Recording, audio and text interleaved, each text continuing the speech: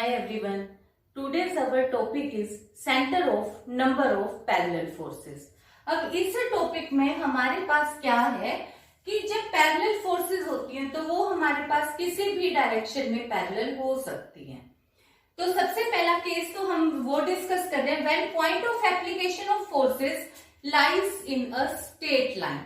जैसे ये हमारे पास ओ एक्स एक एक्सिस है और सारी की सारी लाइंस सारे के सारे जो लाइन ऑफ एक्शन है फोर्सेस के A1, A2, A3, A4 ये सब के सब एक ही स्ट्रेट लाइन में एक्ट कर रहे हैं। तो A1 से फोर्स P1, A2 से फोर्स P2, A3 से फोर्स P3,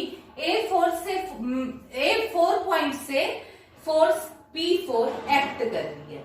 अब ये हम डिस्कस कर चुके हैं कि कितने भी नंबर ऑफ फोर्सेस हो तो हम उनका रिजल्टेंट निकाल सकते हैं। दो फोर्सेस है, मान लो कोई भी दो फोर्सेस है, पहले तुमने इनका रिजल्टेंट निकाल लिया। वो यहाँ पे कोई पॉइंट सी के अकॉर्डिंग तुम निकालते हो ना, P1 into AC is equal to P2 into A2C ऐसे करके। तो वो तुम्हारे पास ये पॉइंट आ जाएगा, फिर इसका और इसका रिजल्टेंट, फिर इसका और इसका, मतलब तुम निकाल सकते हो। अब हम डायरेक्ट निकाल रहे हैं सेंटर का पॉइंट, मतलब G हमने जो रिजल्टेंट है वो हमने G लिया है और जहां से ये G पॉइंट है इसका हमें फाइंड आउट करना है। ये हमारे पास है सेंटर ऑफ पैरेलल फोर्सेस। तो ये G पॉइंट निकालने का डायरेक्ट मेथड अब हमारे पास किस तरीके से आ जाता है, तो यहाँ पे वैल्यू हमने कर दी कि देखो O से A1 तक का डिस्टेंस मान लो मैंने कंसीडर कर लिया x1 है, क्योंकि मुझे पता ही होगा क्योंकि एक स्ट्रेट लाइन के अंदर है तो मैं मेजर कर लूंगी। तो यहां से वैल्यू अपने पास हो गया P2, यहां तक का भी मुझे डिस्टेंस पता है, P3 यहां तक का भी, क्योंकि एक्स एक्सिस पे ये पॉइंट तो मुझे पता ही होगा क्योंकि पॉइंट ऑफ एक्शन मुझे दिया हुआ है।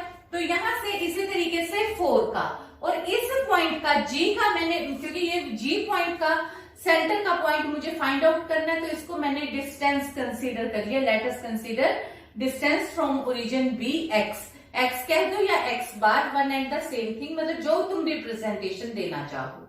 और क्योंकि मुझे कन्वीनियंट है, क्योंकि मैंने इसको x एक्सिस के ऊपर ही सारे के सारे पॉइंट ऑफ एक्शन ले लिए, क्योंकि x एक्सिस में कहीं पे भी रिप्रेजेंट कर सकती हूँ। तो जो स्ट्रेट लाइन है मैंने उसको x एक्सिस की तरह कंसीडर कर लिया। तो इससे मेरे पास अब वैल्यूज किस तरीके से हो जाएंगी, तो जब मेरे पास रिजल्टेंट है, देखो क्योंकि कुछ फोर्सेस लाइक पैरेलल है, कुछ अनलाइक पैरेलल है, तो तुम्हारे को पता है कि जो रिजल्टेंट है वो भी साइन, उसका साइन किस तरीके से एक्ट करेगा, जिस डायरेक्शन में फोर्स लाई करती है कि क्लॉकवाइज है, एंटी क्लॉकवाइज है, वो पॉइंट की डायरेक्शन कहाँ पे है, पॉइंट एग्जिस्ट कहाँ पे कर रहा है, उसके साथ की डायरेक्शन मैटर करती है। पर जनरली फिर हम किस तरीके से करेंगे कि लाइक पैरेलल अनलाइक पैरेलल जो भी फोर्सेस दी हुई है, लाइक पैरेलल को हमने ऐड कर लिया, अनलाइक वाले को सब्ट्रैक्ट कर दिया। तो मैंने क्या किया, देखो P3 अपवर्ड साइड थी, बाकी सारी डाउनवर्ड साइड थी, तो P1 plus P2 minus P3 plus so on. देखो यहाँ पे 4 तक रिप्रेजेंट करा, ऐसे ही मैं n नंबर ऑफ फोर्सेस ले सकती हूँ, तो मैंने Pn तक रिप्रेजेंट कर दिया। अब अपने को पता है कि जो मूवमेंट हम लेते हैं, हम किसी भी पॉइंट के अलोंग ले लें, मूवमेंट सेम रहेगा। तो यहाँ पे टेकिंग मूवमेंट अबाउट O, तो हमने मूवमेंट अबाउट O कंसीडर किया, क्योंकि हम ये कर चुके हैं कि रोटेशन की टेंडेंसी क्या होती है, तो उसके बेस पे वो अपने पास पूरे सिस्टम के लिए सेम रहेगी। तो टेकिंग मूवमेंट अबाउट O हमने यूज किया।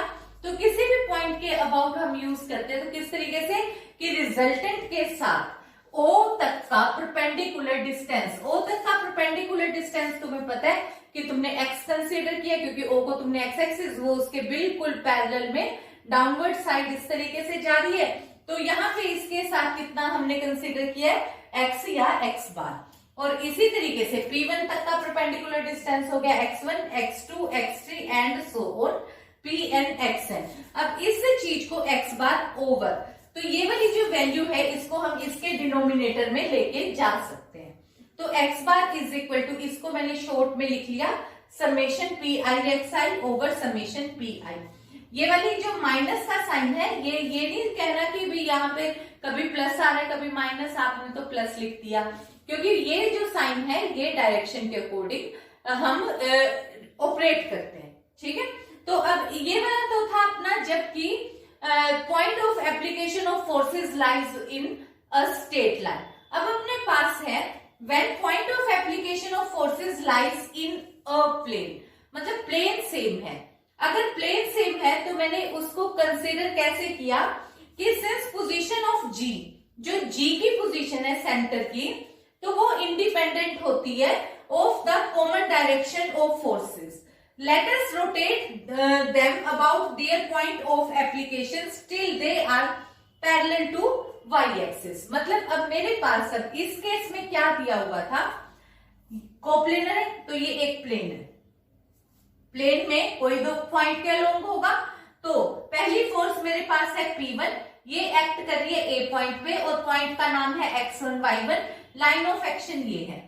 दूसरी फोर्स का लाइन ऑफ एक्शन ये है। तीसरी फोर्स का लाइन ऑफ एक्शन हमारे पास इस तरीके से आ गया, तो ये हमारे पास इसका लाइन ऑफ एक्शन आ गया x3 y3 और ये अपने पास है P3। तो ये A3 पॉइंट, ये वाला पॉइंट हो गया A1 A2, और फिर एक इन सब का रिजल्टेंट भी होगा, क्योंकि हम डिस्कस कर चुके कि कितने भी नंबर ऑफ फोर्सेस हो वो हमारे पास या तो एक सिंगल फोर्स में रिड्यूस होती है या फिर एक कपल में रिड्यूस होती है। तो अभी फिलहाल हम सिंगल फोर्स वाला ही कर रहे हैं, तो वो रिजल्टेंट आ गया। तो ये अपने पास वो जी पॉइंट पे और वो रिजल्टेंट फोर्स, और उसका पॉइंट हमने कह दिया point of action x bar y बार। अब ये चीज हमने अब क्या की, क्योंकि ये कोप्लेनर है, अब ये जो g की डायरेक्शन कोई मैटर नहीं करती, तो मैंने इन फोर्सेस को, क्योंकि ये सारी ही पैरेलल है, सारी इस तरीके से मैंने इस सारे सिस्टम को इस तरीके से रोटेट करा कि जब तक कि ये पैरेलल टू y एक्सिस ना हो जाए। देखो सभी की सभी एक के साथ मैंने सिस्टम को रोटेट किया और सारी की सारी फोर्सेस ही पैरेलल टू y एक्सिस आ जाएंगी। अब जब सारी की सारी forces parallel to y axis आ जाएंगी, तो जब मैं एक पॉइंट x का निकालूंगी तो मैं जो परपेंडिकुलर डिस्टेंस है वो मेरे सारे के सारे अब बिल्कुल इसी तरीके से क्वेश्चन जाएगा। अब यहां से जब मैं मूवमेंट लूंगी, टेकिंग मूवमेंट अबाउट O, क्योंकि ये वाली वैल्यू मेरे पास अब O बन गई और ये x बन गई और ये y बन गई, और ये सारी की सारी फोर्सेस मेरे पास कुछ इस तरीके से आ जाएंगी। तो जो ये डायरेक्शन है, अब यहां से O से x एक्सिस के अलोंग लूंगी तो O x1 x2 x3 आ जाएगा, y एक्सिस के अलोंग लूंगी तो O y1 y2 y3 आ जाएगा।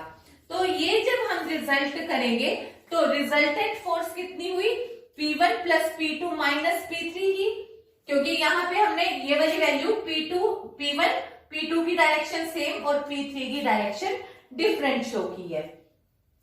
तो इसी तरीके से P1 P2 माइनस P3, बाकी सबकी डायरेक्शन हमें नहीं पता कौन सी होंगी, साथ में यूज हो जाएगा x बार का मतलब हो गया यहां तक का, मतलब जो भी इसके अकॉर्डिंग रिजल्टेंट का डिस्टेंस हम कंसीडर करेंगे तो वो वाला डिस्टेंस ये हमें फाइंड आउट करना है। बाकी सबका डिस्टेंस हमें पता है, तो ये x बार का पॉइंट ये रिजल्ट आ जाएगा बिल्कुल सेम। इसी तरीके से अब यहाँ पे y यूज कर लेंगे। अब दूसरे पॉइंट के लिए taking movement about y axis, तो यहाँ पे y1 y2 y3 yn हो जाएगा और यहाँ पे ये y हो जाएगा और यहाँ ये रिजल्ट अपने पास y में शिफ्ट हो जाएगा। अब इसी तरीके से देखो एक अपने पास अब थर्ड केस और है।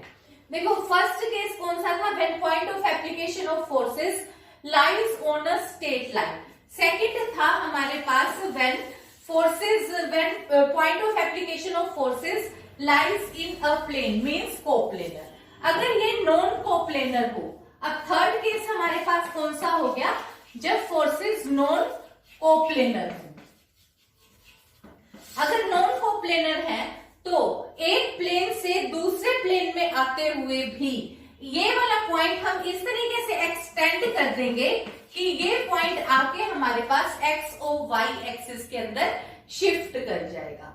जो ये x1 y1 पॉइंट है, A1 का लाइन ऑफ एक्शन हम उसी प्लेन के अंदर, एक प्लेन के अंदर ले आएंगे एक्सटेंड करके, और वो x और y प्लेन के अंदर सब पॉइंट्स का लाइन ऑफ एक्शन से फोर्सेस को शिफ्ट कर लेंगे और बिल्कुल फिर उसी तरीके से बिल्कुल सेम जैसे हमने सेकंड पार्ट किया है, अब बिल्कुल सेम उसी तरीके से सारा क्वेश्चन अटेम्प्ट होगा कि एक्स एक्सिस एक्स का पॉइंट निकालना है तो समेशन ऑफ फोर्सेस का distance p I x I over summation of P i, और y का डिस्टेंस निकालना है तो summation of P I Y I over summation of P I.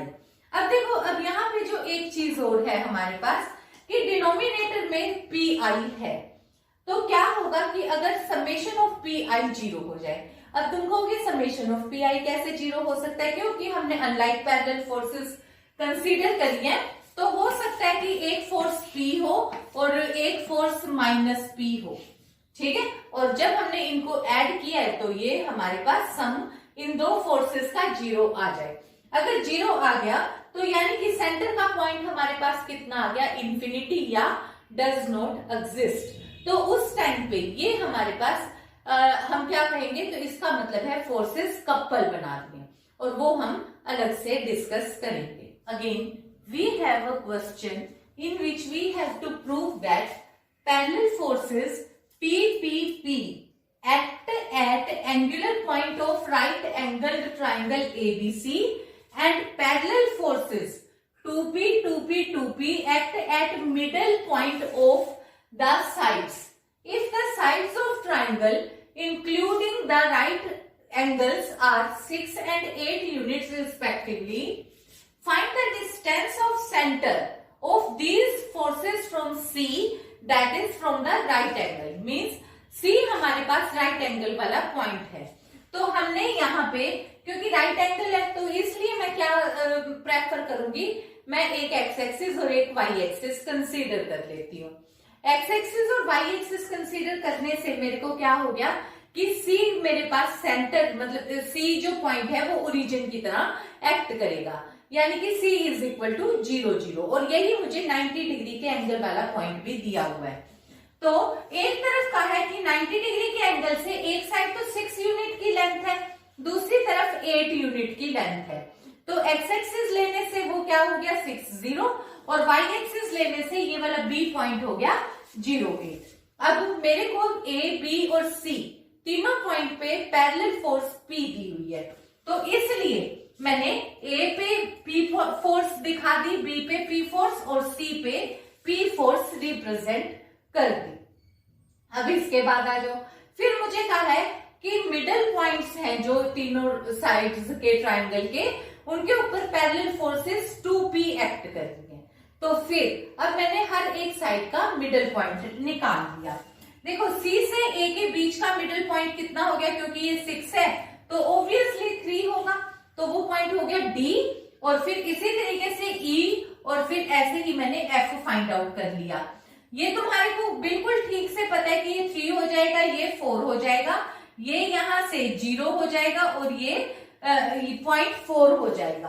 तो ये जो F पॉइंट है ये मेरे पास 0 4 हो जाएगा, ठीक है। ये सारे के सारे पॉइंट्स मैंने फाइंड आउट करके लिख दिए। अब दोबारा से आ जाओ, इनके मिडिल पॉइंट्स पे फोर्स कितनी एक्ट कर रही है, हर एक पे फोर्स 2P एक्ट कर रही है। तो अब मैंने D से भी 2P, E से भी 2P और F से भी पैरेलल फोर्सेस 2P रिप्रेजेंट कर दी। अब देखो जो ये मेरे पास फिर वैल्यू आई है, अब मुझे क्या निकालना है, अब मेरे को निकालना है कि find the distance of centre of these forces from C, यानी कि सबसे पहले तो मुझे सेंटर का पॉइंट निकालना पड़ेगा। सेंटर का पॉइंट मैंने x बार y बार कंसीडर कर लिया। अगर मैंने सेंटर का पॉइंट x बार y बार कंसीडर किया है तो वो मेरे पास किस तरीके से आएगा, x bar is equal to summation of, तुम्हारे को पता है कि x bar is equal to summation of P I x I over summation of P I होता है। ऐसे ही y बार करना है तो summation of P I Y I over summation of Y I. तो उसके बेस पे देखो, सबसे पहले हम कहां से स्टार्ट कर लेते हैं, अपन यहां से स्टार्ट कर लेते हैं।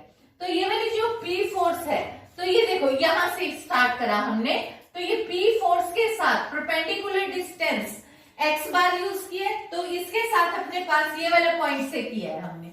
ये P पॉइंट, इसके साथ का x कोऑर्डिनेट का पॉइंट कितना है 0। फिर अगला पॉइंट कितना हो गया, यहां से ही चलते जाओ तो ये हो गया 2P, 2P के साथ परपेंडिकुलर डिस्टेंस कितना है C का 3। आ जाओ, ये वाली पी फोर्स, इसका परपेंडिकुलर डिस्टेंस कितना हो गया 6, मतलब केवल और केवल एक्स कोऑर्डिनेट देखते जाओ। और फिर यहाँ पे 2p का एक्स कोऑर्डिनेट 3, फिर देखो ये वाला p, इसका एक्स कोऑर्डिनेट 0, फिर यहाँ पे ये 2p, इसका एक्स कोऑर्डिनेट 0, और नीचे हमने डिनोमिनेटर में जितनी भी फोर्सेस थी उन सबको ऐड कर दिया।